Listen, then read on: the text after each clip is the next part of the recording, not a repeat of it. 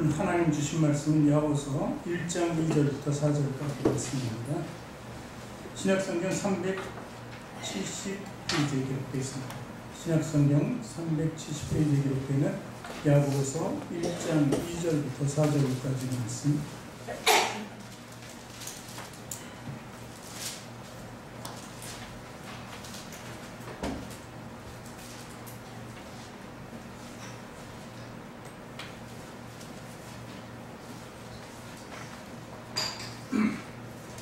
우리 찾으셨으면 한 목소리로 함께 읽겠습니다.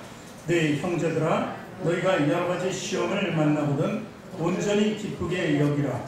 이는 너희 믿음의 시련이 인내를 만들어내는 줄 너희가 알미라.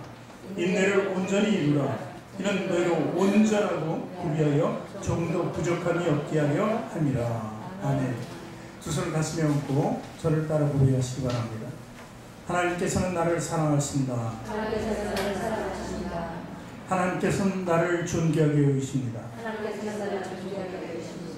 하나님께서는 나를 축복하십니다. 하나님께서는 내 문제를 해결해 주십니다. 믿음의 고백이 되셨습니까? 아멘. 우리 앞뒤 좀 좌우에 계신 분들하고 인사합니다. 당신을 사랑하고 축복합니다. 사랑하고 축복합니다. 사랑하고 축복합니다. 사랑하고 축복합니다. 축복합니다.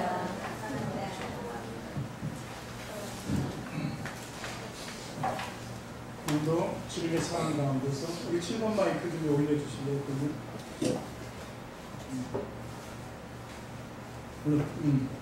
좀 더 올려주세요. 7번. 예. 오늘도 사랑으로 우리가 하나가 된 줄 믿습니다. 제가 문제를 하나 내겠습니다. 어떤 동물인가 맞추는 겁니다. 나는 눈썹이 아주 매력적입니다. 나는 아주 긴 다리를 가지고 있습니다. 나는 등에 흙을 짊어지고 있습니다. 발바닥은 지방된 쿠션이 있습니다. 무릎에는 굳은 살이 있습니다. 그리고 나는 한번 정하면 계속 그 목적지를 향해서 쉬지 않고 갑니다. 누굴까요? 낙타. 너무 쉽지 않아요. 좀 어려운 문제를 냈거든요. 이 낙타. 좀 내려주세요. 낙타는 이 땡볕일 때 이제 사막을 가잖아요. 사막을 가는데 서 있거나 갈 때 보면은 방향이 정해지면 할 수 없지만 낙타가 쉬고 있을 때나 서 있을 때는 햇볕을 보고 서 있는다고. 햇볕을 보고 서 있는다는 의미는 온 뜨거운 땡볕을 얼굴로 받는다는 걸 의미하죠. 왜 얼굴로 받을까요? 뒤에 있는 몸통이 더 크잖아요. 얼굴보다. 몸통이 뜨거운 것보다 낫기 때문에 그러니까 반대로 있으면 얼굴은 안 뜨겁지만 몸의 체온이 엄청나게 올라가는 거죠. 엉덩이로 가면. 그래서 낙타는 좀 뜨겁고 괴로워도 얼굴로 받는다고 합니다. 그리고 이 낙타는 한번 어딘가 목적지를 정해지면은 계속 쉼없이 빠르지도 않잖아요. 천천히 가는 것을 볼 수 있습니다. 이 낙타가 근데 움직이다가 쉴 때가 있습니다. 물론 사람도 못 가죠. 모래폭풍이 이제 사막에 찼습니다. 그럴 때는 이 낙타가 쉬는데 어떻게 쉽니까? 낙타가 쉬는 것을 봤습니까? 어떤 모양의 것이죠? 무릎을 꿇고 쉽니다. 완전히 눕는 것도 아니고 서 있는 것도 아니고 무릎을 꿇고 이렇게 놓이는 것을 볼 수 있습니다. 그래서 무릎이 항상 굳은 살로 베겨져 있다 이렇게 보는 것이죠. 우리가 그리스도인이 된다는 것은 마치 낙타와 같습니다. 정공법이라고 해요. 정확하게 그 법이 아니고 좌우로 다른 법을 보지 않고 오로지 한 법을 가지고 나가는 것을 얘기합니다. 그래서 낙타의 비유를 많이 하는데 이 낙타는 오로지 한 길을 목적지를 해서 쉼없이 가는 것. 그것이 정공법이고 또 한 가지는 지금 전에 말씀드렸던 거죠. 무릎을 꿇는다는 얘기입니다. 쉴 때도. 우리 신앙의 정공법이라는 것은 이렇게 무릎 안에 있어야 돼요. 그래서 기도와 간구, 인내를 통해서 이 어려움과 고난의 폭풍 속을 우리가 피해갈 수 있고 그 인내를 통해서 가던 길을 또 쉼없이 갈 수 있게 된다는 것입니다.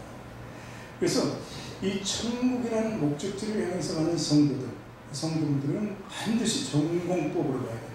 좌우로 절대 치우치지 않고 주님만 바라보며 나가야 된다는 거예요. 그래서 사도 바울은 표대를 향해서 내가 간다고 계속 얘기했죠. 표대의 목적지가 보여지면은 다른 곳은 신경 쓰지 않고 오로지 그것으로만 가는 것이 바로 신앙인의 삶이라는 것은 사도 바울이 얘기해 준 거예요. 그래서 그러면 고통이 있고 어려움이 있고 환란이 있을 텐데 왜 그렇게 갈까 하는 것을 사도 바울은 로마서 5장 3절 4절에 이렇게 기록합니다. 같이 읽을까요? 다만 이뿐 아니라 우리가 환난 중에도 즐거워하나니 이는 환난은 인내를, 인내는 연단을, 연단은 소망을 이루는 줄 알미로다. 이렇게 기록되어 있습니다. 이스라엘 광야 40년이 그랬습니다. 40년이 필요했던 것은 인내가 필요했습니다. 그 인내라는 연단을 통해서 이제 소망을 이루어가는 것을 그들에게 가르쳐주기 위함이었습니다. 그러나 그 인내에 버티지 못하는 사람들은 과거를 자꾸 회상했어요. 애국에 있을 때가 좋았다. 그래서 결국 그들은 소망을 이루지 못했습니다. 이 세대들은 그 사막 광야 40년 동안에 이제 출생한 이 세대들은 애국을 몰라요. 모르고 자랐기 때문에 오로지 소망이 광야가 아니고 가나안에 있음을 그들이 깨달았어요. 그래서 그들이 결국 가나안 정복의 꿈을 꾸고 마침내 가나안에 들어가게 된 것이죠. 그렇기 때문에 우리는 정공법, 어려움이 있고 고난이 있어도 정공법으로만 나가야 한다. 그것이 우리 신앙이다. 이런 것을 알아야 됩니다. 인내의 헬라어는 휘포포네라고 합니다. 그런데 휘포모네 이것은 어유연하게 어엿하게 대처하는 뜻을 가지고 있습니다.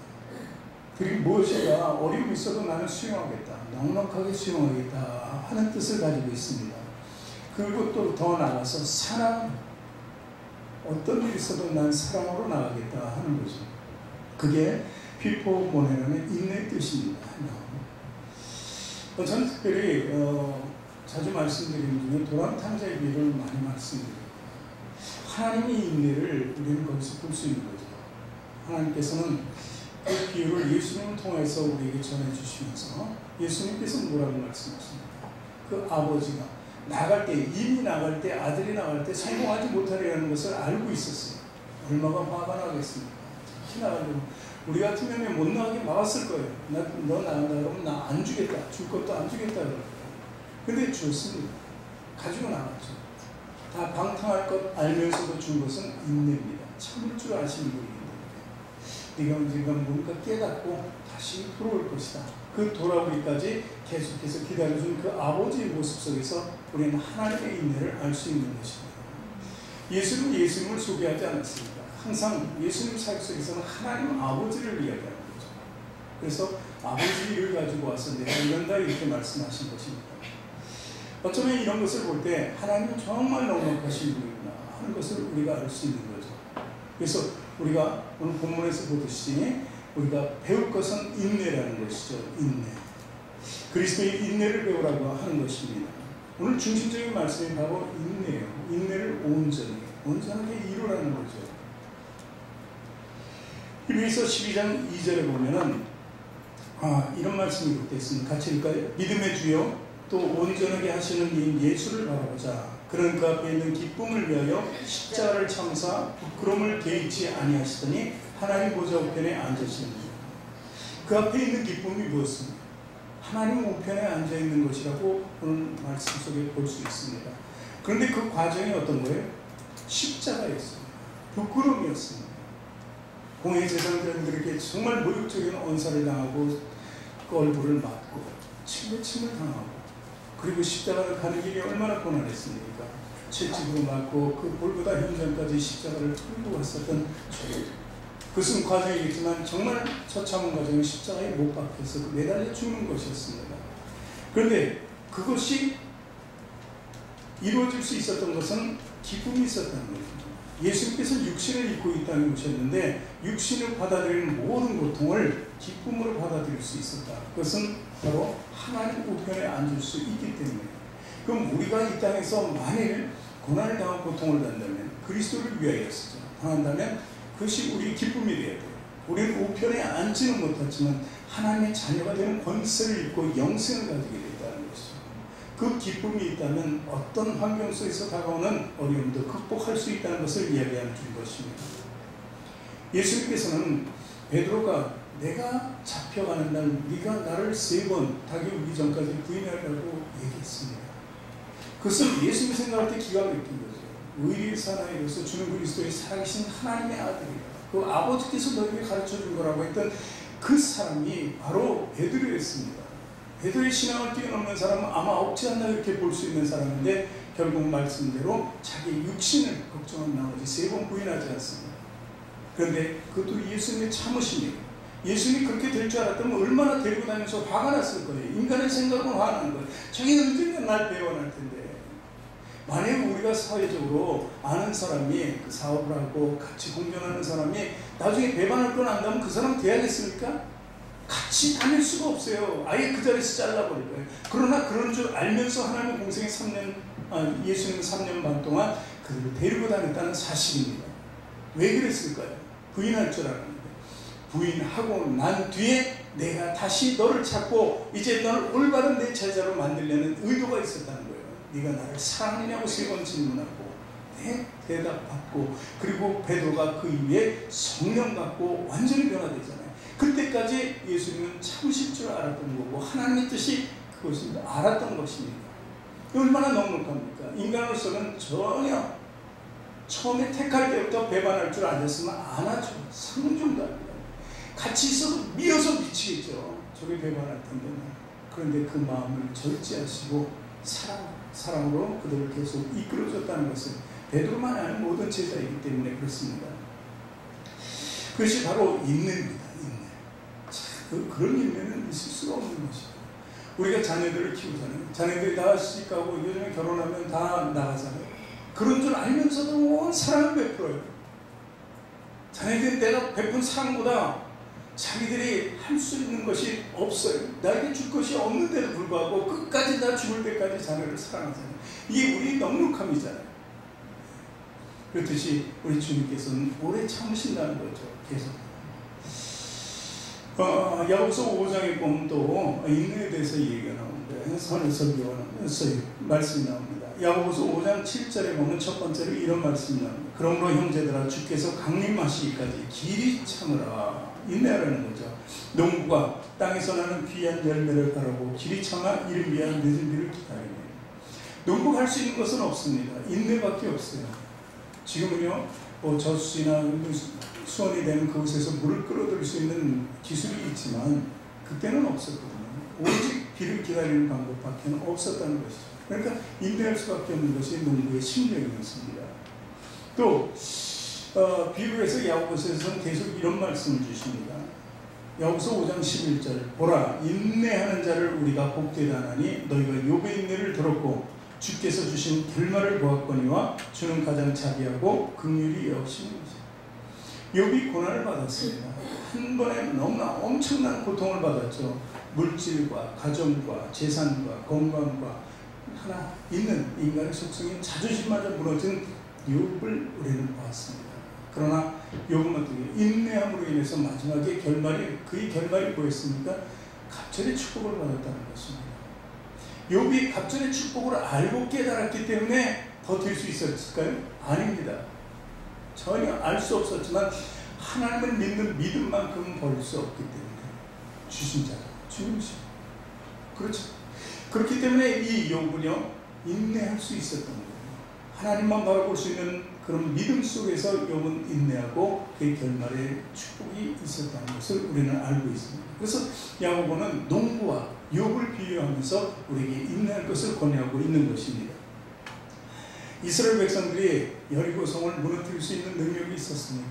여리고성 보니까 도저히 우리가 할 수 있는 게 없어요. 난공불락의 성이었습니다. 여호수아 그 많은 백성들이 어찌할 바를 모를 때 주님께서 돌라고 하셨습니다. 한 바퀴씩 이기를 돌고 마지막엔 7번 돌라고 했을 때 그 도는 것도 인내입니다. 사실 한 번, 2번 돌 수는 있어도 7번 돌면서 마지막에 7번 이렇게 도는 것은요 굉장히 힘든 거예요. 그 한두 사람이 아니고 그 많은 백성이 다 같이 돈다는 게 굉장히 그것이 바로 백성들의 자녀된 사람들의 인내를 보고자 하는 하나님의 뜻이었습니다. 그래서 인내 결실은 결국 여리고를 무너뜨린 겁니다. 그래서 여러분들이 여리고 기도하잖아요. 그 여리고 기도는 양궁불락인 것을 무너뜨리는 것처럼 우리가 무너뜨리는 것은 아닙니다. 주님께서 응답으로 무너뜨려 주신다는 것이죠. 이것이 바로 우리 인내를 필요로 하는 것을 말씀하고 있는 것입니다. 누가복음 21장 19절에 보니까 간단합니다. 이렇게 말씀하시죠. 예수님께서 너희의 인내로 너희 영혼을 얻으리라. 아주 결정적인 말씀이잖아요. 인내로 부자가 되라는 게 아닙니다. 인내로 강건해지라는 게 아니에요. 인내로 뭐예요? 영혼을 얻으라는 거예요. 너희에게 가장 중요한 것은 너희 육신이 죽고 난 뒤에 나처럼 부활해서 어떻게 영생을 가지는 것이라고 이렇게 말씀하십니다. 그 많은 말씀이, 귀한 말씀이 이 내포되어 있는 게 간단하게 인내로 영혼을 얻으리라 이렇게 말씀하시고 계셨다는 거예요. 또 시편 40편 1절에도 내가 여호와를 기다리고 기다렸더니 귀를 기울이사 나의 부르짖음을 들으셨도다. 기다리고 기다렸다는 거예요. 그냥 기다린 게 아니라 그것이 아주 엄청난 인내를 볼 수 있는 것입니다. 그래서 우리 기도가 바로 응답되지 않는 것, 그것에 불만을 불평하고 원망해서는 안 된다는 거예요. 응답이 올 때까지 계속 기도할 것을 하나님께서는 요구하신다는 것입니다. 아브라함도 아들 주신다고 했는데 25년 만에 많은 사람들은요 기다림 속에서 실수를 이렇게 많이 저질러요. 왜냐하면 아브라함도 그랬잖아요. 자기가 데리고 다니는 이 사람이 나의 후계자가 되겠다고 선택했지만 하나님은 엘리에서 아니다. 엘리에서 너희 종이 아니야. 내가 너 씨에서 준다. 근데 그 말씀을 듣고도 이번에는 이제 아내 사라가 자기 종을 동침하기 위해서 아들을 낳았지만 하나님은 아니시라는 거죠. 하나님의 뜻이 아니에요. 그렇기 때문에 결국 기다리라는 것을 그들에게 가르쳐 준 거고 우리로 보고 우리도 그렇게 할 수 있도록 한 거예요. 결말은 이삭을 주셨다는 것이죠. 하나님께서는 우리에게 그렇게 많이 넉넉함과 부여함과 그런 모든 것을 우리에게 약속하고 주시는 이유가 있다는 것이죠. 그 이유는요 히브리서 10장 23절의 소개를 또 하고 있습니다. 그 말씀이 어떤 말씀이냐면 또 약속하신 이는 미쁘시니 우리가 믿는 도를 소망을 움직이지 말며 굳게 잡으라고 이렇게 말씀하세요. 소망, 우리가 가진 소망을 이룰 수 있도록 해주시는 분이 하나님이시다. 그래서 미쁘시다. 우리를 향한 하나님의 큰 사랑과 뜻은 미쁘시다는 단어로 또 이렇게 표현이 되고 있는 것입니다. 그래서 우리는 신앙생활을 정말 절제 있게 인내하면서 나갈 수 있어야 돼요. 물론 쉬운 것은 아닙니다. 쉬운 것이라면 성경에서 이렇게 계속해서 강조하지 않죠. 사도 바울도 마찬가지고 예수님도 모든 것이 자꾸 이렇게 반복되는 말씀을 성경에 기록하고 우리에게 권유하고 충고하고 어드바이스하는 이유는 바로 거기에 있어요. 우리가 하기가 너무 어려울 것 같으니까 저 사람이 할 수 있을까? 제가 할 수 있을까? 그래도 할 수 있는 방법은 계속해서 들려주는 거예요. 보게 하는 거죠. 알려주는 것이죠. 우리도 자녀들 키울 때 그러잖아요. 듣기 싫어 죽겠는데 그 얘기 또 하고 그 얘기 또 하고 그러잖아요. 부부 사이도 그 얘기도 하고 그 얘기도 하고 하니까 싸움이 나는데 어쨌든 그래도 계속해서 그 말밖에는 해줄 말이 없는 거라고 이렇게 얘기하는 겁니다. 오늘 인내로 온전히 이루라. 그 방법을 좀 세 가지로 간단하게 봅니다. 인내를 온전히 이루기 위해서는 첫 번째 사랑이 필요하다는 거예요. 사랑. 하나님이 우리를 향한 그 인내가 넉넉한 이유는 어디 있어요? 하나님은 사랑이에요. 자비와 긍휼, 그 중에서 하나님은 사랑이시기 때문에 그렇다는 것입니다. 시편 103편 8절에 보니까 여호와는 긍휼이 많으시고 은혜로우시며 노하기를 더디하시고 인자하심이 풍부하시다 이렇게 말씀하세요. 이 말씀의 핵심은 사랑이었기 때문에 그래요. 사랑. 그리고 요한복음 13장 1절에도 기록이 되어 있습니다. 3장 16절을 먼저 보죠. 하나님이 너무도 잘하는 말씀이잖아요. 같이 크게 읽을까요? 하나님이 세상을 이처럼 사랑하사 독생자를 주셨으니 이는 그를 믿는 자마다 멸망하지 않고 영생을 얻게 하려 하십니다. 말씀이에요. 영생이 주예요. 영혼이 주요라는 겁니다. 그것이 우리에게 가장 중요하다는 것을 이야기하는 것입니다. 그리고 요한복음 13장 1절에 보니까 6월절 전에 예수께서 자기가 세상을 떠나 아버지께로 돌아가실 때가 이른 줄 아시고 세상에 있는 자기 사람들을 사랑하실 때 어디까지? 끝까지 사랑하신다. 하나님 결코 놓지 않는 친구예요. 한번 잡은 우리 자녀들의 삶을 끝까지 붙잡아 주시는 분이라는 것입니다. 하나님의 사랑은요, 계속해서 예수님 통해서 우리에게 소개되어 있어요. 종의 형체로 이 땅에 오시고 죽기까지 복종하시고 낮추시고 물과 피를 다 흘리시고 십자가의 고통을 다 감당하신 그 예수 그리스도를 통해서 우리에게 보여준 겁니다. 그 장면이 다 우리가 하나님의 사랑을 깨닫게 한 하나님의 연출이었다는 것입니다. 얼마나 우리는 거기서 큰 사랑을 깨닫는, 믿지 않는 사람들도요, 그 영화를 보고 누군가 얘기하더라고. 왜 저렇게 죽으셔야 되는 거예요? 왜 죽으셨대? 믿는 자를 위해서. 그러니까 감동을 받는다는 거예요. 그 영화 속에 그런 영화를 몇 편 이제 예수 영화를 보여주잖아요. 그게 하이라이트잖아요. 그것을 보면서 믿지 않는 사람도 감동이 된다는 거예요. 그런데 믿는 사람들이 감동이 안 되고 믿어지지 않으면 이건 믿음이 아니라는 것이죠. 어쨌든 주님께서는 내가 너희를 사랑한 것 같이 하면서 어떻게 사랑한 거예요? 죽기까지 사랑한 것 같이 너희도 서로 사랑하라, 이렇게 계명을 주시잖아요. 그래서 우리는 그 인내 속에서 그 사랑을 또 배워야 되는 거죠. 고린도전서 13장 7절에 보니까 모든 것을 참으며 모든 것을 믿으며 모든 것을 바라며 모든 것을 견디느니라. 여기서 참으며 견딘다는 것이 앞뒤에 딱 문맥이 되어 있잖아요. 이것은 그만큼 인내가 가장 중요하다는 것을 얘기하는 것입니다. 우리는요, 예수님의 그 모습을 닮아가고 싶다면 우리 속에 인내의 삶을 배워요. 그 인내가 있어야만 그리스도인이라는 거예요. 그리스도인으로 축복받기 위해서는 우리가 무엇을 할까? 헌금을 많이 하고 그리고 헌신을 많이 할까? 그건 아닙니다. 하나님의 일을 위해서 우리가 인내할 줄 알아야 돼요. 사람과 사람 사이에 서로 사랑하기 위해서 내가 그들을 용서할 수 있어야 되고, 될 수 있으면 다투지 말아야 되고, 내가 양보하고 내가 낮아질 수 있는 것이 바로 인내라는 것이죠. 그 인내의 삶을 주님께서 요구하는 것입니다.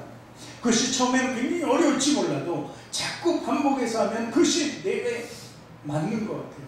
처음에는 옷이 나에게 어울리지 않는 것 같은데도 계속 입으면 나도 괜찮아 보이고 어울리는 것 같아요. 그 옷만 입게 될 수도 있다는 거예요. 이렇게 해서 우리는 세상적인 그런 잘못된, 여태까지 잘못된 분노와 시기, 미움, 다툼 이런 옷을 벗어버리고 이제 사랑으로 옷 입어야 된다는 것이죠.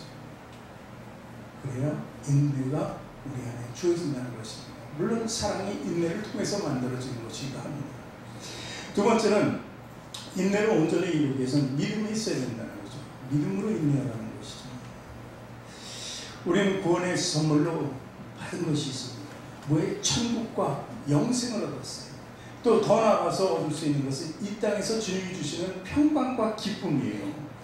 이 모든 것이 우리 것이다 하고 믿을 수 있어야 돼요. 내가 믿음 하나로 영생을 반드시 얻었고, 구원을 통해서, 그리고 나는 구원을 통해서 모든 지역에 뛰어난 하나님의 평강이 그리스도 예수 안에서 우리 모든 것을 지킨다는 것을 믿어야 돼요. 그러니까 내가 평강한 거예요. 어떤 상황 속에서도 평강할 수 있는 거예요. 평온을 유지할 수 있는 거라는 거죠. 그 마음이 있습니다. 그것이 바로 믿음 속에서 형성된다는 사실입니다. 히브리서 11장 36절, 37절, 38절 우리 봅니다. 또 어떤 이들은 조롱과 채찍질 뿐 아니라 결박과 옥에 갇히는 시험도 받았으며 돌로 치는 것과 톱으로 펴는 것과 시험과 칼로 죽임을 당하고 양과 염소의 가죽을 입고 유리하여 궁핍과 환난과 학대를 받았으니, 자, 이게 믿음이라는 거예요. 이게 보통 시련입니까? 초대교회 때 당했던 시련입니다. 조롱과 채찍질뿐만 아니라 결박과 옥에 갇혔다. 이것은 사도 바울이 소개했죠. 자기가 그런 일을 당했으니까 빌립보 감옥에서. 그뿐만이 아니라 돌로 치는 것과, 스데반은 돌로 맞아서 죽었어요.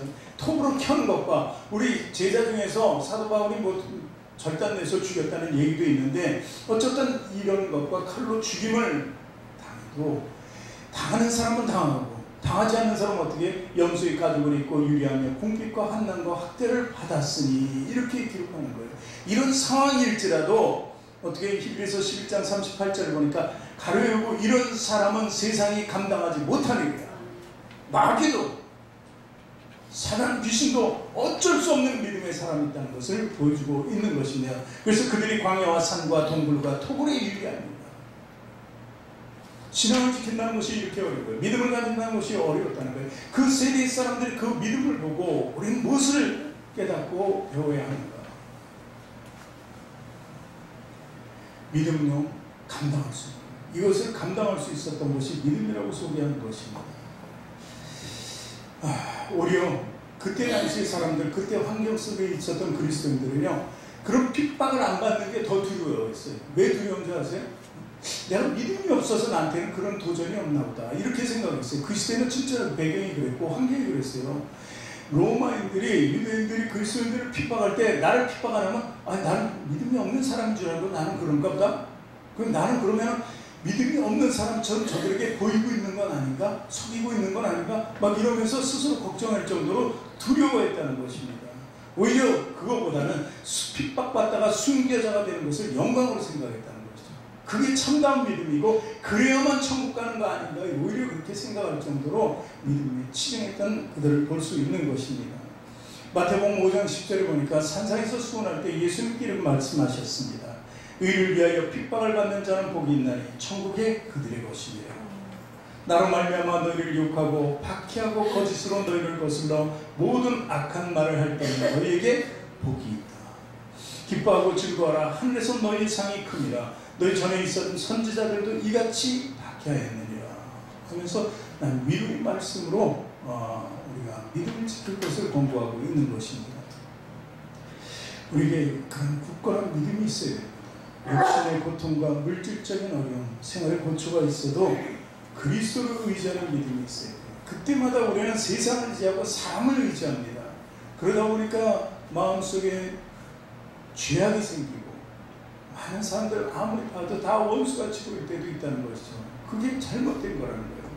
믿음 생활이라는 것은 그럴지라도 하박국 선지자처럼 늘 기쁨이 넘쳐나는 그런 삶을 살아야 된다는 것입니다. 왜냐하면요, 주님께서 우리를 지켜주시기 때문에 한번 택한 자를 놓지 않으시고 끝까지 사랑하시며 지키시는 주님, 그분의 말씀이 마태복음 28장 20절에 마태복음 마지막을 장식하잖아요. 같이 읽겠습니다. 내가 너희에게 분부한 모든 것을 가르쳐 지키게 하라. 볼지어다 내가 세상 끝날까지 너희와 항상 함께 있으리라. 이 말씀 믿어주십니까? 아멘. 네, 아멘. 당연히 아멘이라는 것입니다. 이사야서 41장 10절에도 그렇게 되어 있습니다. 하나님께서 직접 주신 말씀이에요. 두려워하지 말라. 내가 너와 함께하니라. 놀라지 말라. 나는 내 하나님이니라. 내가 너를 굳세게 하리라. 참으로 너를 도와주리라. 참으로 나의 의로운 오른손으로 너를 붙들리라. 참으로 진실로 내가 정말 그렇게 하겠다고 계속해서 강조하는 거예요. 오죽하면 이런 심정으로 선지자를 통해서 우리에게 말씀을 주시겠냐는 거죠. 이 말씀 우리 믿으시길 주님의 이름으로 축원합니다. 이 시간에 고백 한번 할까요? 이 찬양도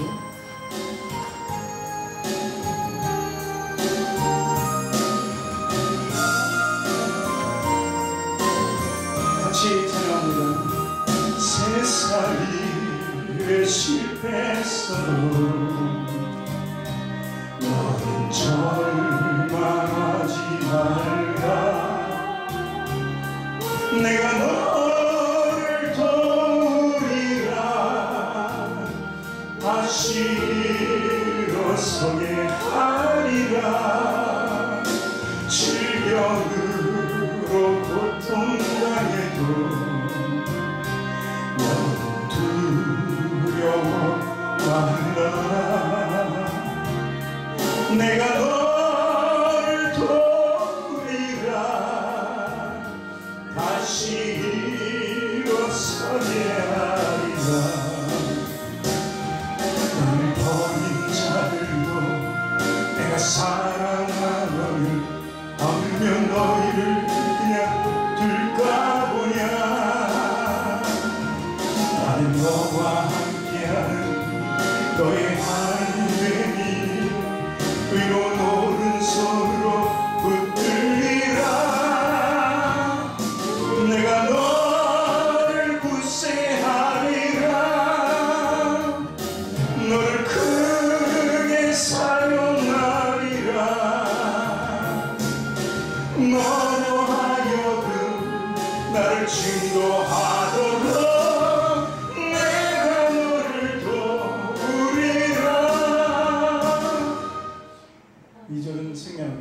나중에 2절 집에 가서 좀 또 찬사 계속 부르시길 바랍니다. 그렇습니다. 하나님께서는 계속해서 예수 믿는 모든 사도들이 얼마나 강조하는지 몰라요. 사랑하는 법을 내가 경험하고 내가 신앙생활을 해봤지만 결국 답은 이것이다 하면서 우리에게 계속 가르쳐주는 거예요. 사랑을, 그 다음에 믿음을. 세 번째는 뭐냐면요, 인내를 온전히 위해서는 소망을 가지고, 소망을 가지고 인내하라는 것이죠. 농부 이야기를 했잖아요. 농부는 그 뜨거운 때학교 속에서도 농사일을 하죠. 그리고 비를 기다립니다. 그 기다리는 것이 그냥 기다리는 것이 아니에요. 거기는 잡초를 제거하고 요즘은 뭐 약도 치고 계속 거기에 신경을 쓰고 있는 것이죠. 왜냐하면 그 결실에 소망이 있기 때문에 그래요. 소망이 없으면 버려지죠.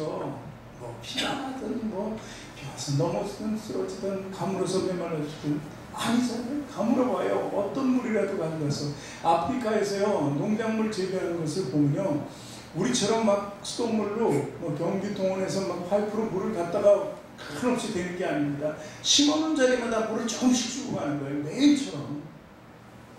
물이 귀하니까요. 왜 그러겠습니까? 그들 고통 아니에요. 그게 매일처럼. 한 번에 많이 주면 되는데 한 번에 많이 주면 스며들고 나가서 없으니까 매일같이 좀 한 번 주고 그냥 한 달 쉬었으면 좋겠는데 아니잖아요.